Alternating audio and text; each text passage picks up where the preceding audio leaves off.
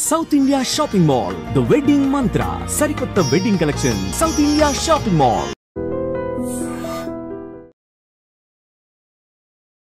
మీ బాల్యంలో ఒక్కొక్కసారి వెళదామండి. ఒక పల్లెటూరులో పుట్టారు, అక్కడ నుంచి పద్మభూషణ్, తర్వాత పార్లమెంట్ మెంబర్, ఈ స్థాయికి వెళ్ళారు. మధ్యలో 50 ఏళ్ల ప్రస్థానం మీది. దాదాపు 1500 పైచిలుకు సినిమాలు, 10,000 పైచిలుకు పాటలు, ఇవి కాకుండా రికార్డింగ్స్. ఇంత ఇది కాకుండా పోయట్రీ లిటరేచర్లో పోయట్రీ, కవి కూడా, గాయకులు. దాని గురించి నేనే చెప్పుకోవాలి. ఏంటంటే దేవుడి గురించి దేవుడే వచ్చి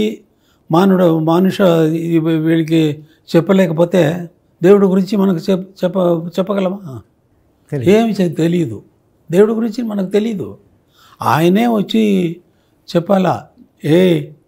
ఎవరు అనుకున్నావు? అటువంటి మాటలు అక్కడ రాదు. అది వేరే ఏదో రకంగా ఆయన వచ్చి చెప్పాలా.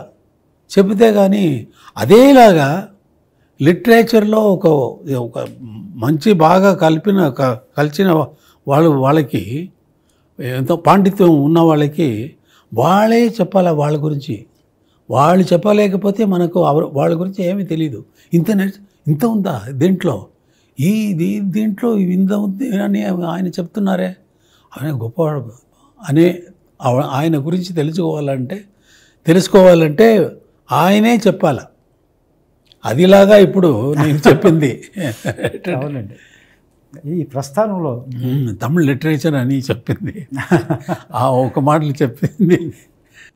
ఇన్నేళ్ల ఈ యాత్రలో అలుపెరగకుండా, ఇప్పుడు 82 ఏళ్ల వయసు మీది, ఎక్కడ మిమ్మల్ని చూస్తుంటే అలిసినట్టు కానీ సొలసినట్టు కానీ కనిపించదు. ఉత్సాహం తగ్గలేదు. దాదాపుగా ఒక 60 ఏళ్ళు వచ్చినాయి అంటేనే రిటైర్మెంట్ ప్రకటించేసుకున్నావు, లేకపోతే ఇచ్చేసావు, కృష్ణారామ అంటూ ఇంట్లో కూర్చుంటారు. మీ ప్రస్థానం, మీ ఉత్సాహం చూస్తూ ఉంటే ఎక్కడి నుంచి వస్తుంది సార్? అలా కూర్చోకుండా ఇలా చేస్తారే అంటే అడుగుతారా? అదే మళ్ళీ అడుగుతారా? ఇది యాత్రలో అన్నారు. యాత్ర మాటలు వచ్చి ఈ కళలో ఉన్న అన్ని కళలకు రాదు. యాత్ర అంటే స్టార్ట్ చేసిన ప్లేస్ ఉండాలి, ఇన్ బిట్వీన్ ద పాస్ చేసిన ప్లేస్ ఉండాలి, తర్వాత రీచింగ్ డెస్టినేషన్ ఉండాలి. అది లేదు. ఇప్పుడు ఉందా నాకు? ఇప్పుడు నేను యాత్ర అని మీ మాటలే తీసుకుంటాను. యాత్ర అంటే నేను యాత్ర ఇప్పుడు పోతానా ఆపేసానా? లేదు, యాత్ర అనే మాటలకు మాత్రం వాక్యాలు వాడకూడదు. అది దానికి మాత్రం అడుగుతున్నాను. యాత్రానికి డెస్టినేషన్ లేదు. So you should not call this as యాత్ర. ఒక నీ జర్నీలో ఏం జరిగింది అనేది సరిగా ఉండదు. మీకు యాక్చువల్ క్వశ్చన్ వదిలి ఎక్కడెక్కడ వెళ్తున్నారు. సరే, యాక్చువల్గా మీరు ఎప్పుడు చెప్తారు లోకల్లో అంటే మీరు చెప్పిన అన్ని చూస్తే నేనే చెప్పాలా. ఏంటంటే బాగా పాండిత్యం ఉన్నవాళ్ళు వాళ్ళ గురించి చెప్పాలి కదా. దానివల్ల నేనే చెప్పాలా. లోకంలో నాలాంటి వాళ్ళు లేదు. ఇంకా రారా అంటే, వస్తారా అంటే రారండి. ముందే మీలాంటి వాళ్ళు వచ్చారా అని అంటే లేదు. రీజన్ వచ్చి దేనికి ఇది చెప్తున్నా అంటే, సరదాగా నేను పుట్టింది కుగ్రామం, very very very ordinary village. దాంట్లో మ్యూజిక్ నేర్పిన వాళ్ళు లేదు. నా అన్న పాడతారు, అది విని దాంట్లో ఒక అట్రాక్షన్ వచ్చింది. చిన్నప్పుడు నుంచి అప్పుడు అలాగే పెరిగి ఇది వచ్చి మెడ్రాస్ వచ్చి కలిశాను. నేను వెళ్ళిన దారిలో నాలాంటి జీవితం ఎవరికి జరగలేదు. మీరు ఎవరి పేరు చెప్పండి, మ్యూజిక్లో గొప్పవారు లోకంలో music masters, world masters, classical masters ఉన్నారు.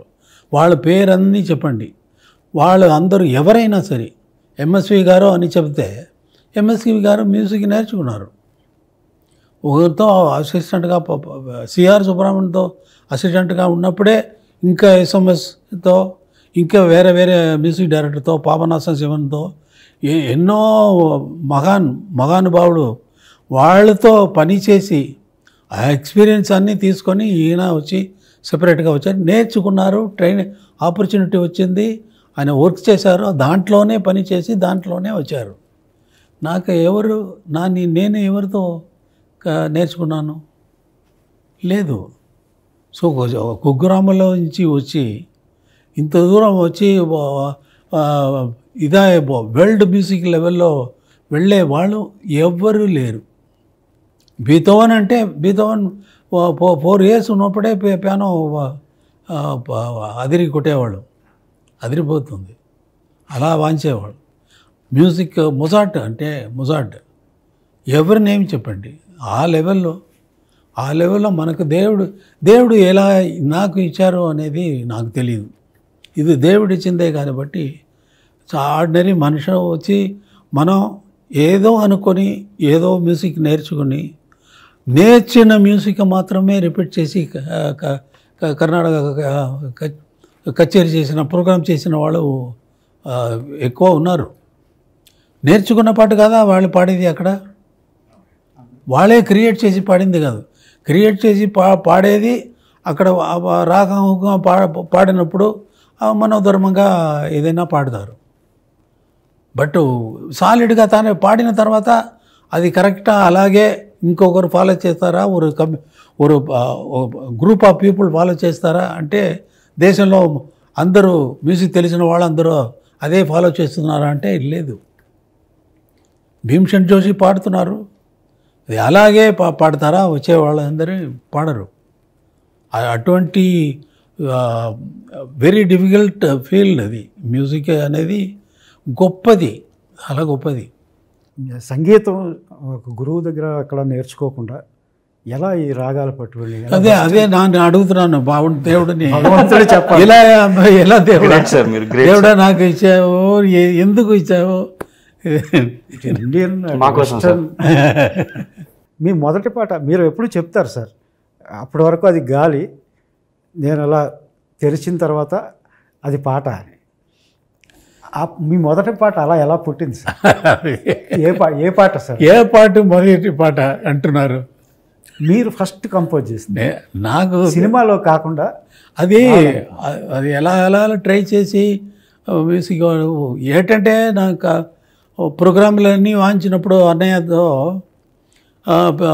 నా వాంచడానికి ఏదైనా ఇన్ బిట్వీన్లో మ్యూజిక్ వాంచితే కొడతారు, చెప్పలు కొడితే రాజులు నాకు రోజులు గర్వం ఈగో వచ్చి ఎక్కువ పెరిగిపోయింది, హెడ్ ఇలా అయిపోయింది. ఒక టైం అలా వెళ్తే టైం పాస్ ఇది ఎందుకు క్లాప్స్ కొట్టారు, నేను వాంచేదికి కొట్టారా, ఆ ట్యూన్కి కొట్టారా, ఆ పాటకి మ్యూజిక్ కోసం కొట్టారా అంటే మ్యూజిక్ కోసమే ఉండాలి, నీ వాంచేది కోసం, ఆ మ్యూజిక్ వాంచేది కాబట్టి ఆ మ్యూజిక్కి కొట్టారు అని. అయితే ఈ మ్యూజిక్ ఎవరు కంపోజ్ చేసింది?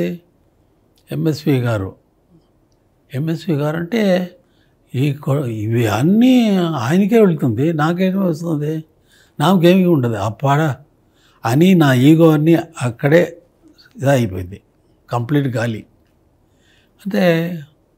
అయితే ఇటువంటి క్లాప్స్లో మన పాటకు రావాలంటే నేను కంపోజ్ చేయాలి కదా, నా పాటకు ఎప్పుడు వస్తుంది అని ట్రై చేసిందే కంపోజ్ చేసింది. దానివల్ల అప్పటి నుంచే మొదలుపెట్టింది composing. I use to compose very often. Compose చేసి బాగాలేదు, అదే గందరగోళం కదా, వద్దు అలా చేసి ఇప్పుడు మీతో మీ క్వశ్చన్ అడగటం, నేను జవాబు చెప్పడం, ఈ లెవెల్కి వచ్చేసి మా ఈ క్వశ్చన్స్ కదండి ఆశ్చర్యార్థకం అంటారు, ఎక్స్ప్లెనేషన్ ఎలా సాధ్యం అవుతుంది ఇది అని. మీ ముందు కూర్చున్నాం, మీరు ఒకటి చేయడం, ఇది బాగాలేదని పక్కన పెట్టడం ఈ తొలి రోజుల్లో జరిగిందేమో. ఆ తర్వాత మీరు పలికిందే పాట అయిపోయింది. ఆ పాట ప్రజల హృదయంలో అసలు పదిలంగా ఉండిపోయింది చిరకాలంగా.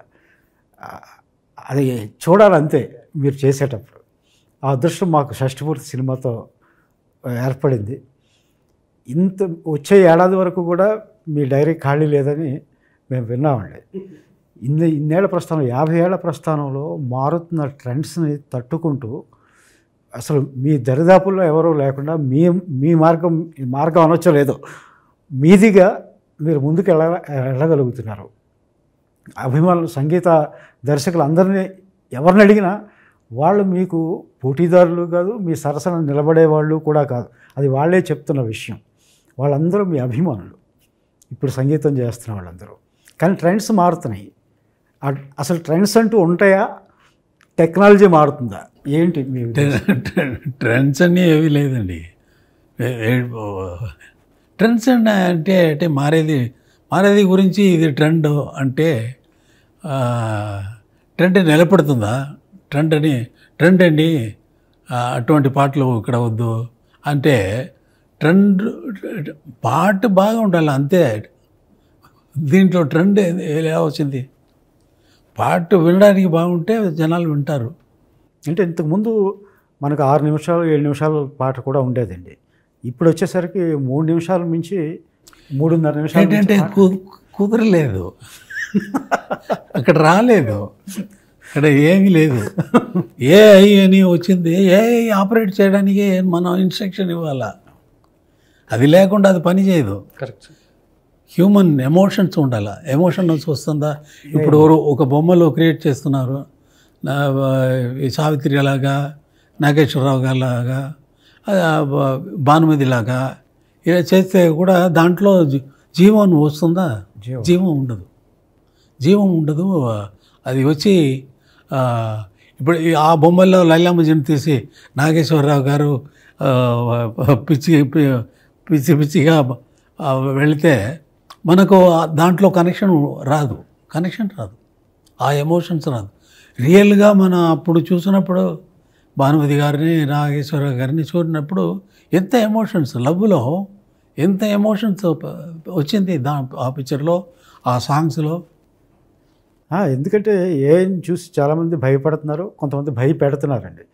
ఇప్పుడు పాట కావాలంటే అది 5 సెకండ్స్ 6 సెకండ్స్లో అది కంపోజ్ చేసేస్తుంది, మ్యూజిక్ ఇచ్చేస్తుంది, లిరిక్ రాసేస్తుంది. ఇవన్నీ ఆల్రెడీ ఫీడెడ్. అది చేయలేదు, స్వయంగా చేయలేదు, మనం చేసి పెట్టింది వేరే కాంబినేషన్లో ఇస్తుంది అంతే. అది క్రియేటర్ కాదు, అది క్రియేషన్ కాదు. Already created which inserted in బఫేలా ఐటమ్ పెట్టి తర్వాత తీసి ఇది వద్దు అన్నట్టుగా మిక్స్ చేసినట్టుగా వస్తుంది అంతే.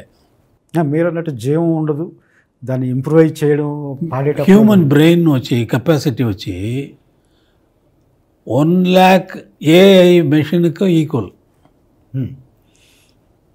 అటువంటి ఏఐ మనం క్రియేట్ చేయగలము. ఏఐ ఒక హ్యూమన్ బ్రెయిన్ క్రియేట్ చేయదు. హ్యూమన్ బ్రెయిన్ క్రియేట్ చేస్తుందా? అది వస్తే ఎందుకు అది టైంలో వస్తుంది, టైంలో పోతుంది అంతే. అది నిలబడేది కాదు. అది దేవుడు ఉండాలి. షష్టిపూర్తి ఈ సినిమా కొత్త వాళ్ళు చేస్తున్న సినిమా, మీకు కొత్త పాత లేదు. ఇందులో ఏది నచ్చితేనే చేస్తారు కనుక ఏమి నచ్చింది సార్? ఇంకా చెప్పండి. నాకు పని చేయటం నచ్చింది అంతే. ఎటువంటి క్వశ్చన్స్ అడగవద్దు. ఏంటంటే వీళ్ళు ఎలా చేస్తారు అని నాకు నమ్మకం వస్తే కదా ఒప్పుకున్నది. అది లేకుండా నాకు బిగినింగ్లోంచి కొత్త వాళ్ళు వస్తే ఎంకరేజ్ చేయాలా అనేది వచ్చి నా ఇది అయిపోయింది. Thank you sir. ఎప్పుడు ఫస్ట్ భారతీరాజా వచ్చినప్పుడు ఆయన భారతీరాజా అని నా ఫ్రెండ్, నాకు తెలుసు, ఈయన ఎలా పిక్చర్ చేస్తారు, ఈయనకి చేయగలరా అని క్వశ్చన్ రాదా? మణిరత్నం వచ్చినప్పుడు ఈజ్ నాట్ మణిరత్నం, భారతీరాజా వచ్చినప్పుడు ఈజ్ నాట్ భారతీరాజా. నాతో వచ్చి పిక్చర్ చేసిన తర్వాతనే వాళ్ళు వచ్చి వాళ్ళకి వాళ్ళ పేరు వాళ్ళు దాంట్లో ప్రమాదంగా వండర్ఫుల్గా చేసిన వల్ల అది ఆ ప్లేస్ తీసుకున్నారు వాళ్ళ పేరు వాళ్ళకి. అది వచ్చినప్పుడు అదేలాగా వచ్చిన వాళ్ళకి ఎంకరేజ్ చేయాలని ఇది ఒప్పుకున్నాను, చేశాను. ఇప్పుడు వస్తుంది. ఇప్పుడు దీని గురించి అభిప్రాయం జనాలే చెప్పాలా కానీ మనం ఇప్పుడు నార్త్ హిందీ పిక్చర్ అని వెళితే నేను అది చేశాను, దీంట్లో అది ఇది స్టోరీ ఎక్కువ చెబుతారు. బట్ మనం పని చేస్తే చేసిన తర్వాత చూసేవాళ్ళు చెప్పాలా, అభిప్రాయం చెప్పాలా, వాళ్ళు అప్రిషియేట్ చేయాలా. వాళ్ళు అప్రిషియేషన్ మంచి వర్క్ అయితే జనాలు ఒప్పుకుంటారు తప్పకుండా. ఇది నిజానికి ఈ సినిమా వీళ్ళకి అవకాశం ఇవ్వడమే కాకుండా వెరీ డిఫికల్ట్ పీరియడ్ అండి ఇది వచ్చి స్టార్డమ్ ఉండాలా, తర్వాత అది ఉండాలా, ఇది ఉందా అది ఉందా అని కేడినప్పుడు ఒక మంచి స్టోరీతో అది ఇంతవరకు ఫిల్మ్లో స్క్రీన్లో రానట్టుకు ఒక లైన్ ప్రాబ్లం తీసుకొని అది సాల్వ్ చేసే దాని మీద పిక్చర్ చేసేది ఈ టైంలో షష్టిపూర్తి కాన్సెప్ట్. అది జనాలు పోతారు కదా, చూస్తారు కదా. రాజా సార్, మీ గురించి బయట ఇంతకుముందు ఎప్పుడో రకరకాలుగా వింటూ ఉండేవాళ్ళు అండి. ఒకటే ట్యూన్ ఇస్తారు, ఇంకా అది తప్ప మనం అడగడానికి లేదు, చాలా నిరంకుశంగా ఉంటారు అందులో ఈ సినిమా సర్కిల్స్లో అని కూడా విన్నామండి. కానీ మేము ప్రత్యక్షంగా ఇప్పుడు చూసింది అందుకు పూర్తి భిన్నమైంది. నిజంగా అలా ఉండేవారా సార్? అప్పుడు ఏమైనా మార్పు వచ్చిందా? అలా కాదు, సరదాగా చేసినప్పుడు ఇప్పుడు తలపతి చేసినప్పుడు మణిరత్నం సుందరి గండాలో వచ్చేది ఆ సాంగ్, ఆ ట్యూన్ కంపోజ్ చేశాను. చేస్తే మణి ఏమనుకున్నారో తెలియలేదు. Raja can we try some other tune అన్న, Mani don't miss this tune అని ఒకే మాటలు చెప్పాను. అవునా, అవును అంటే సరే వదిలేస్తాము అని సెలెక్ట్ చేసిందే ఈ పాట సుందరి కన్నాలు. అప్పుడు అలాగా ఏదైనా జరిగి ఉండవచ్చు, ఒకే ట్యూన్ చాలు మణి ఫాసిల్కు కూడా చెప్పేది. అయినా మంచి ట్యూన్ వాళ్ళు వదలకూడదు అని, మంచి ట్యూన్ కలకాలం నిలబడపోతుంది ట్యూన్ వచ్చి వాళ్ళ పిక్చర్లో మిస్ అవ్వకూడదు అని ఉద్దేశంతో చెప్పింది. వాళ్ళు విన్నారు నా మాటలు తప్ప నేను చెప్తే వాళ్ళకి. ఒకే రోజు పక్కపక్క స్టూడియోస్లో ఒక 6-7 సినిమాలు రికార్డింగ్, ఒక చోట రికార్డింగ్ ఇవన్నీ చేసేవారు ప్రసాద్ ల్యాబ్స్లో, అది విన్నానండి. ఆ ఒత్తిడి ఎలా తట్టుకునేవారు సార్, ఆ ప్రెషర్? అది దీపావళితో టైంలో 12 పిక్చర్స్ రిలీజ్ అవుతుంది, 12 పిక్చర్ నా మ్యూజికే. అది దానికోసం సార్ రికార్డింగ్ డేట్స్ లేదు సార్, దీపావళి వస్తుంది, మీరు చేయాలని 3 picture at a time, same time. నేను ఏ పిక్చర్కో బ్యాక్గ్రౌండ్ స్కోర్ మాత్రం వెళితే, ఇప్పుడు ఈ కంప్యూటర్ వచ్చింది కాబట్టి టైం పడుతుంది. ఏంటంటే కరెక్ట్ సౌండ్ సెలెక్ట్ చేయాలి, దానికి టైం అవుతుంది. 2000 వరకు 3 days, only 3 days any picture. 3 daysలో వచ్చి బ్యాక్గ్రౌండ్ మ్యూజిక్ అయిపోతుంది. ఆ పిక్చర్ నా థియేటర్కి వస్తే పిక్చర్ ఇచ్చేసారంటే 3 daysలో ఫినిష్ చేసి వాళ్ళకి పంపించాలి. అదే నా అలవాటు, నాకు అలవాటు. ఇప్పుడు అన్ని పిక్చర్ ఒకే టైంలో వస్తుంది థియేటర్ అనేది 3 థియేటర్స్ బుక్ చేశాను, రికార్డింగ్ థియేటర్స్. 3 ఆర్కెస్ట్రా ఫిక్స్ చేశాను, 3 కండక్టర్ ఫిక్స్ చేశాను. ఫస్ట్ స్టూడియోలో వచ్చి ఫస్ట్ రీల్ వేయమని చెప్పి రీల్ చూసి మార్క్ చేసుకొని తర్వాత మ్యూజిక్ కంపోజ్ చేసి ఆర్కెస్ట్రాని ప్రాక్టీస్ చేసి నేనే పిక్చర్తో వాళ్ళకి కండక్టర్కు చూపించాలి. కండక్టర్కి చూపించి వాళ్ళు ఒకసారి నా ముందు కండక్ట్ చేయాలి. ఎక్కడైనా మిస్ చేస్తారా, టెంపో పాస్ అవుతుందా, స్లో అవుతుందా. టెంపో స్లో అయితే ఏంటంటే మ్యూజిక్ సిచ్యువేషన్ తర్వాత కూడా మ్యూజిక్ వస్తూ ఉంటుంది. దానివల్ల నాకు వాళ్ళు చూపించాలా, అది కరెక్ట్ చేసి సరే టేక్ వెళ్ళండి అని చెప్పేసి నెక్స్ట్ థియేటర్లో ఇదే మరి ఇదేలాగా నెక్స్ట్ థియేటర్ అలా వచ్చి మళ్ళీ 3 పిక్చర్. ఒకటి రాజరిషి, ఇది పురాణిక్ ఫిలిం. ఒకటి వచ్చి వాక్యరాజ్ కామెడీ ఇది ఫిలిం. ఇంకొకటి ఒక ఎక్స్పెరిమెంటల్ శంకర్నాగ్ అని హీరో, కన్నడ హీరోను యాక్సిడెంట్ అని ఒక ఫిలిం తీశారు. అది ఈ 3 ఫిలిము మూడే రోజుల్లో ఫినిష్ చేసేసాను. 3 ఫిల్మ్స్ 3 days. ఒక సినిమాకి 3 రోజులు అయ్యేది, అదే 3 రోజుల్లో 3 సినిమాలు చేశాను. చేయగలను. ఆ ఒత్తిడి ఎలా తట్టుకునేవారండి? అది ఆ 3 పిక్చర్లు మీరు ఇప్పుడు ఒకేసారి చూస్తే ఒక ఐడియా కూడా ఈ పిక్చర్లోంచి ఆ పిక్చర్కో, ఆ పిక్చర్లోంచి ఆ పిక్చర్లో ఉన్న ఐడియా ఇంకొక పిక్చర్కో రాదు. ఆ స్వరం కూడా, ఆ సౌండింగ్ కూడా కంప్లీట్ డిఫరెంట్. ఆ పిక్చర్ వెళితే ఆ పిక్చర్ మాత్రమే ఉంటుంది. అదే గొప్పది. మాస్టర్ ఇళయరాజా గారు, మన గాడ్ ఆఫ్ మ్యూజిక్ ఇళయరాజా గారు కంపోజ్ చేసిన 6 అద్భుతమైన పాటల్ని 1 by 1 ఇప్పటికే 2 పాటలు రిలీజ్ అయినాయి. ఆ మిగిలిన పాటలను కూడా మీరు ఆదరించి ఈ చిత్రాన్ని విజయవంతం చేయాలని కోరుకుంటున్నాం. Thank you.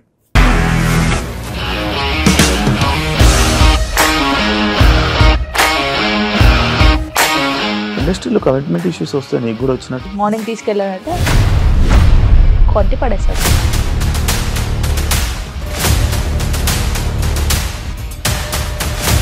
ఒక్కళ్ళు కూడా చూడలేదు ఈ సినిమా అని చెప్పడానికి కూడా చాలా ధైర్యం కావాలి. అది నిజం కదా, దాంట్లో ధైర్యం ఏంటి? ఇది నెక్స్ట్ డే ప్లేట్ మార్చేస్తే తప్పు కదా. As of now we're comfortable this అని నేను అనుకుంటున్నాను. రష్మిక గారిది మీది ఒకే ఊరు అంట కదా?